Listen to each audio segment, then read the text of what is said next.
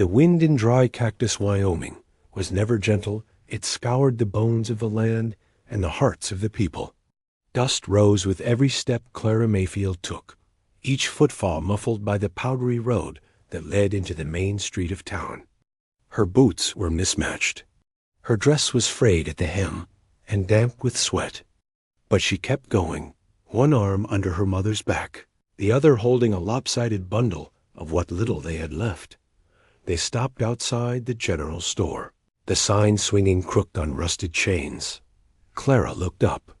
Inside was a man she hated and needed more than anything. Mr. Hobbs, merchant, debt collector, an opportunist. Her mother coughed weakly against her shoulder. The sound was wet, rattling. Clara's heart thudded. There wasn't time to think.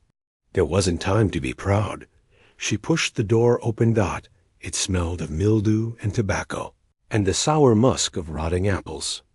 Mr. Hobbs sat behind the counter, picking his teeth with a sliver of bone. "Well, look what the desert dragged in," he grinned, eyes sliding down Clara like a snake measuring a rabbit. "Didn't think I'd see you back in here after your daddy's unfortunate exit." "I'm not here to beg," Clara said, steadying her breath. He scoffed. "Could have fooled me." She dropped to her knees. The store went silent. Two cowboys browsing tins of beans stopped and looked up. "I'll work for you," Clara said. Her voice cracked, but did not break. "Cook, clean, wash floors, anything you want. Just, please, help me get a doctor for my mama." Mr. Hobbs didn't answer for a moment. He leaned forward slowly, lips curling in amusement. "Well now, that's a mighty generous offer, Miss Mayfield," he drawled. "And what's your labor worth these days? You got 5 good years in you. Or are you planning on dying sad and skinny before the term's up?" Clara clenched her fists against the floor. 5 years, no pay, just her medicine. He tapped his fingers, considering. "You'll stay behind the counter. No stealing, no whining. And you do what I say when I say it." She nodded. "I'll send for Doc Miller." He leaned back, satisfied. "We'll draw up the paper tonight." The door creaked open behind her. Clara turned slightly, not rising from her knees. A tall shadow stepped in, boots coated in red dirt, a coat frayed at the edges but clean. Beneath a low-brimmed hat, his eyes were the color of cold ash, but there was a fire buried there, smoldering. Elias Granger. He said nothing at first, just looked at her, then at Hobbs. "I heard someone was making slaves today," Elias said. Flatly. Hobbs chuckled. "Not slaves, voluntary contract. That's the law in these parts." Elias stepped forward. Clara rose shakily to her feet. "You know what you're doing," Elias told Hobbs. "You're bleeding her desperation." Hobbs shrugged. "I'm doing her a favor." "No," Elias said. "You're buying a girl with your scraps." The air turned heavy. "You want to pay her debt?" Hobbs said sharply. "Go on, then. She owes me $40 for her daddy's last tab, 12 more for the doctor, and interest. All written down. You got that kind of charity in your pockets?" Elias looked at Clara, then at her mother, barely visible through the cracked store window, slumped on a bench. Without another word, he pulled a worn leather pouch from his coat. It jingled heavy in his hand. He dropped it on the counter. "You're paid," Elias said. "She's free." Hobbs opened the pouch and cursed softly. Every coin was real, shiny, legitimate. "You've made a fool of yourself," Hobbs muttered, scooping the money like a child hoarding marbles. Elias turned to Clara. "Come on." She didn't move. "Why would you do that?" "Because I was raised better." Clara looked back at Hobbs one last time. He had already turned away from her, counting silver with a greedy gleam. Outside, the sky had begun to burn with sunset orange and gold, streaked across the clouds. Clara helped her mother onto a wagon that Elias had tied beside the saloon. "You didn't have to," she began. I did. Elias said, no one begs in front of that man if I can help it. He said little else on the ride. They reached the Granger Ranch by nightfall. It was quiet land-lined, rustling wheat fields, the distant sound of a river. The house stood strong, patched in places, but clean. A front porch with a swing. Smoke curled gently from the chimney. Elias helped Mary, gowned carefully, and carried her inside as if she were made of glass. Clara stood in the doorway, too stunned to cross the threshold. You can sleep here, Elias said simply. No strings, no debt, no contract. You get your mother better, then you decide where life takes you. Clara swallowed hard. And what do you get? He paused. Peace, he said finally. Maybe a little silence. Inside the house, the fire crackled. Clara sat near her mother, who now lay under warm quilts, breathing more calmly than she had in weeks. Do you live alone? Clara asked. Elias nodded. Lost my brother to a duel. The rest of the family's buried in Texas. You a preacher? He. God and I ain't on speaking terms, just a rancher. Clara leaned forward. I don't want charity. Elias shook his head. Then don't take it. Take rest. Take time. You've earned that much. She stared into the fire. Her hands trembled. Her pride bruised, but her hope flickered again for the first time in months. Outside, the coyotes howled like ghosts on the ridge, but inside, the world had paused. A girl had knelt in desperation, and a stranger had said no to ownership, no to servitude, no to letting the West win without a fight. Mornings on the Granger Ranch came quiet, save for the wind that danced through the wheat and the slow creak of wood warming in the sun. Clara stood on the porch in a borrowed dress, watching steam rise from the coffee Elias had set in her hands. He didn't speak, just handed her the mug, then walked off toward the barn, shoulders broad and silent as always. She hated how her hands trembled when he touched her. Not from fear, something worse, something fragile, something she didn't have a name for. Inside, her mother was breathing easier. The color had returned to Mary's cheeks, and she had eaten for the first time without being coaxed. A miracle, Clara thought. No, not a miracle. A man, a stranger, and that, perhaps, scared her more than anything. Clara insisted on helping. She cleaned the floors, scrubbed the windows, swept the barn. Every time Elias found her working, he'd quietly undo it, taking the broom, replacing the water bucket, guiding her to the chair by the fireplace. You're not my servant, he said for the third time that day, but I owe you something. No, you don't. Her fists clenched at her sides. I've been bought, sold, and owed since I was 10. Don't tell me I don't. Elias stared at her for a long time, then said very gently, You're safe now. That's all that matters. It wasn't enough, not for Clara. She spent the next morning wandering the outer fence line, tracing her fingers along the weathered wood. 2 horses grazed in the pasture, one of them pawing the ground, nostrils flaring. Elias approached, holding a saddle over his shoulder. Know how to ride? Clara snorted. I once rode bareback through a rainstorm to fetch whiskey for my father. He was dying. Of course, he used it to slap my mother. Elias didn't flinch. Then let's teach you how to ride like you're free. They spent the afternoon circling the fields. The sun baked the land to gold, and Clara's laughter cracked the silence like a whip. Elias grinned once, just once, and it changed everything about his face. The scar along his jaw seemed to fade. They raced once. She lost. He didn't gloat. When they dismounted, Clara pulled a twig from her hair and said, What kind of man? Saves a girl, feeds her, and doesn't expect her to warm his bed? Elias looked at her without a smile. The kind that was once rescued too. Later, they sat by the riverbank behind the ranch. Elias skipped stones. Clara tried, failed, laughed. I used to think if I just worked hard enough, I'd earn peace. She said, but peace doesn't come cheap out here. No, Elias said, but it's worth bleeding for. She looked at him then, the way you look at someone you've passed 1,000 times and suddenly see for the first time. He didn't wear a gun, but his hands bore calluses of a man who had used one. You were someone else once, weren't you? She asked. Elias didn't answer. That night, Clara dreamed of fire and chains, and her mother screaming through a burning door. She woke in a sweat, gasping. Elias was already in the kitchen, pouring water. You cry out in your sleep, he said softly. She stared at the floor. I always do. He placed the glass beside her. It stops. Eventually.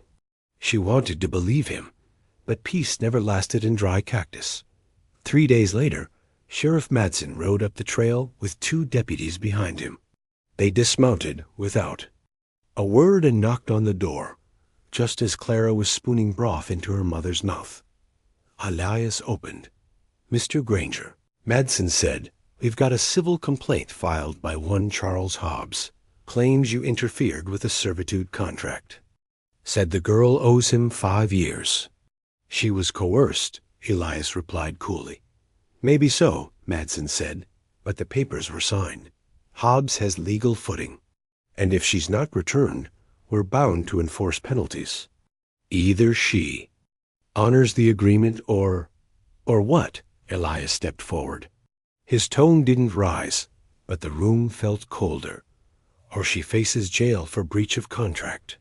Clara stood behind them, pale but straight-backed. Don't argue, she whispered to Elias. I'll go. No, Elias said, his voice hard now. No chains, not in this house. She shook her head. It's the law. Then we break. Madsen frowned. You're walking a thin line, Granger. Obstruction of a legal claim. Elias looked at Clara. His jaw tightened. His voice was quiet but firm. Then I'll marry her. The room fell silent. Clara's heart stopped. What? She whispered. Elias looked at her, and this time, his eyes weren't quiet. It's the only legal way to nullify the contract. As my wife, you can't be claimed by anyone else. Is this some kind of pity? She asked, chest heaving. It's protection, Elias said. That's all. Madsen scratched his beard. If she agrees, the law can't touch her. Marriage nullifies personal labor contracts. Clara looked between Elias and the sheriff, and then she nodded. An hour later, in the back of the chapel behind the feed store, they were married by Preacher Emmett, a man who had drunk more whiskey than sermons. No rings? The preacher asked. No need, Elias muttered. Clara's voice trembled. I do. Elias didn't look at her when he said, I do too. They signed the book. The witnesses signed. It was done. Clara walked back to the ranch a wife, but not a bride. Not in her heart. Elias walked beside her like a stranger again, quiet, respectful, unreadable. That night he slept in the barn. She sat on the porch in her thin nightdress, a petite dress, blanket wrapped around her shoulders. The stars above felt too many. Too bright. Elias returned near dawn, smelling of hay and smoke. He nodded as he passed her. No chains, he repeated softly. Not ever. The days that followed were quiet, like the uneasy calm after a storm too still, too gentle, as if life itself was holding its breath. Clara was a wife now. In name. On paper. In town, the whispers began.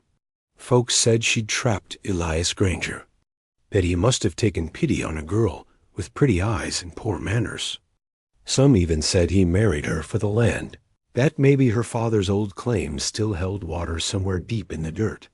But Clara didn't care, because Elias Granger, a man with stone eyes and a scarred jaw, had not touched her once. Had not looked at her like a wife. He still slept in the barn, came in only to eat, to tend the horses, or to drop a fresh loaf on the table, without a word. It was as if the wedding had never happened, and maybe that suited them both. But life on. A ranch didn't wait for emotional wounds to scab. Clara began planting a vegetable patch beside the shed. She cooked when she could.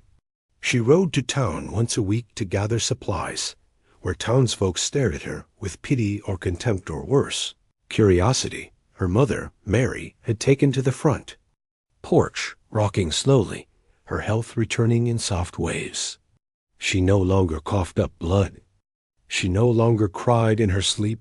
One morning, Clara walked in to find Mary brushing her own hair for the first time in weeks. "Is he kind to you?" her mother asked, eyes narrowed with the wisdom of women who'd survived too much. Clara hesitated. "He's not unkind. That's not the same." "No," Clara said softly, "but maybe it's enough." That evening, she found Elias sharpening tools by the woodpile. The sun had painted the sky with blood-red streaks, and a storm was gathering at the horizon. Clara stood in the doorway, hands dusted with flour. "Stay inside tonight," she said. "Storm'll be bad. You shouldn't sleep in the barn." Elias didn't look up. "I've ridden through worse. I know," she said. "But you married me. You're allowed under the same roof." Still no response. Her voice dropped. "Are you ashamed?" That made him pause. He met her eyes. "No," he said. "I'm afraid." "Of what?" "That I'll want more than just your safety." She didn't answer, but she didn't go back. Inside either. They stood there in silence, the storm creeping closer, thunder rumbling in the belly of the sky. By the next morning, something had changed.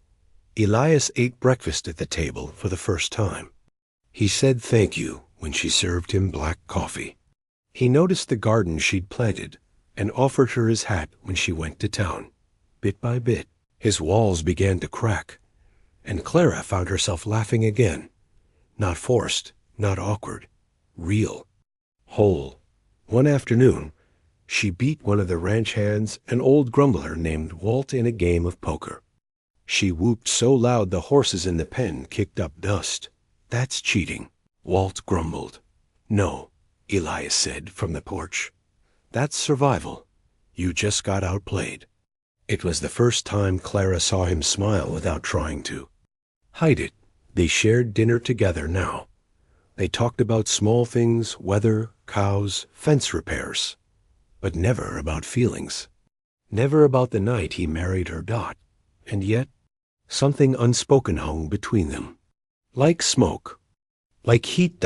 Until the night she saw. Flames for real. The barn was on fire. She had just returned from the creek when she smelled the smoke, heavy, acrid, furious. The orange glow lit the dark sky like hell had risen through the floorboards. She screamed. For Elias. But he wasn't there. Her mother was alone in the house. Clara grabbed the rifle from the door and ran.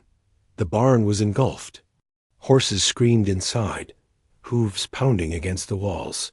She saw two men slipping away into the trees. One limped. The other carried a torch. Bounty ganged. Hired men, Hobbs. Didn't think. She fired. One shot missed. The second caught the limper in the leg. He howled and fell behind a bush. The other turned to run, but not before shouting, "We'll come back for what's ours." Clara didn't chase. She dropped the rifle, ran to the barn, and opened the side gate. The horses burst out wild, alive, terrified. She coughed, eyes burning, lungs clawing for air as she tried to pull sacks of feed away from the flames. By the time Elias came galloping over the ridge, she was slumped on the ground, covered in ash and blood from a gash on her arm. Leapt off the saddle. "Clara." "I'm fine," she gasped. "The horses, they're out." He dropped beside her and lifted her in his arms. "You're not fine," he growled. "You're hurt." She blinked slowly. "But I saved them." I saved your barn. No, Elias said, his voice thick with something close to panic. You saved us. Back at the house, he laid her down and cleaned her wound. His hands were shaking. He didn't speak, but when she reached up and touched his cheek, he leaned into it. Why? Do you always run from me? She whispered. Because I'm a man with blood on my hands, he replied. And you deserve sunlight. I'm tired of the dark, Clara said. Stay with me tonight. He didn't answer, but he didn't leave either. That night, Elias Granger sat beside her bed, hand wrapped around hers, and for the first time, she slept without dreams. The town buzzed by morning. Hobbs had posted notices, runaway bride, property of Charles Hobbs, reward for capture, printed and nailed to every door. Elias tore one down in front of the saloon and spat on it. He'll come again, he told Sheriff Madsen. This time with lawyers or bullets. What'll you do then? The sheriff asked. Elias stared at the poster. Whatever it takes. Back at the ranch, Clara stood in the field, hair tangled by the wind, sun blazing overhead. Elias rode. Up beside her, boots crunching on dry earth. He handed her something. A silver ring. It's not much, he said, but it's real. Just like this. She stared at it, tears pooling in her eyes. I never wanted to be anyone's property. She said softly. You're not, he replied. You're mine. But only if you choose to be. She took the ring and slid it onto her finger. The morning after Clara put on that silver ring, the wind shifted in dry Cactus. It wasn't just a breeze across the plains. It was something colder, heavier. Like the land was bracing for what it knew was coming. Clara awoke early, boots already, laced by the time the sky turned gold. Elias was outside feeding the horses, moving slower than usual. He didn't say much anymore.